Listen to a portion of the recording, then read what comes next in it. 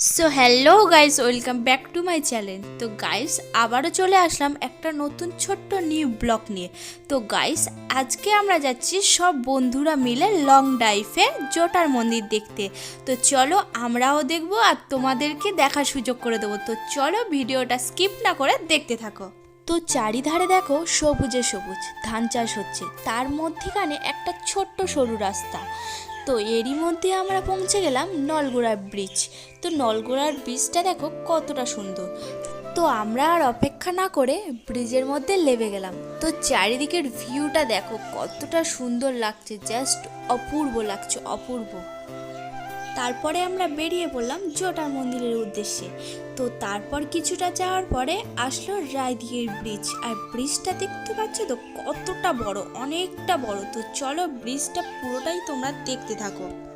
তো এরই মধ্যে দেখতে পাচ্ছ অনেকগুলো ট্রলার।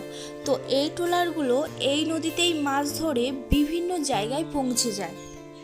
তো যেহেতু এর আগে আমি রায়দিঘিতে এসেছিলাম, এই ব্রিজটাতে এসেছিলাম, তাই সময় নষ্ট না করে এই ব্রিজের ওপর আর দাঁড়ালাম না।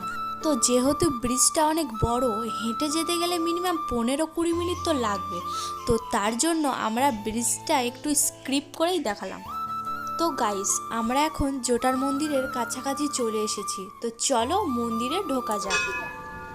1868 সালে সুন্দরবন জঙ্গল যখন পরিষ্কার করা হচ্ছিল, তখন এই মন্দিরটি খুঁজে পাওয়া গেছিল। এর উচ্চতা প্রায় 100 ফুটের থেকেও বেশি। তো এখানে যাদের মনস্কামনা পূরণ হয় তারা এখানে মুদো বেঁধে যায়। তো এর চারিদিকে দেখো অপূর্ব সুন্দর পরিবেশ।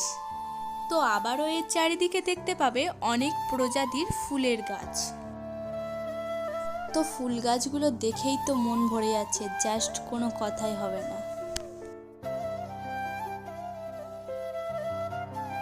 তো জটার মন্দিরের কিছুটা দূরেই গেলে দেখতে পাবে একটা রিসর্ট, যার নাম মুক্তি রিসর্ট।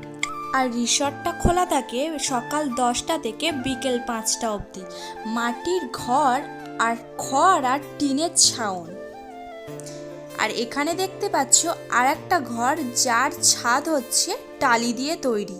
তো এখানে বসারও জায়গা আছে আর ঘোরারও জায়গা আছে। খুব সুন্দর সুন্দর গাছ আছে, খুব দেখতে অপূর্ব লাগছে। তো আমরা ততক্ষণ খুব সুন্দরভাবে ঘুরি আর কিছু খাওয়া দাওয়া করি। আর তোমরা আরও নিউ ব্লগ দেখার জন্য চ্যানেলটিকে সাবস্ক্রাইব করো। বাই।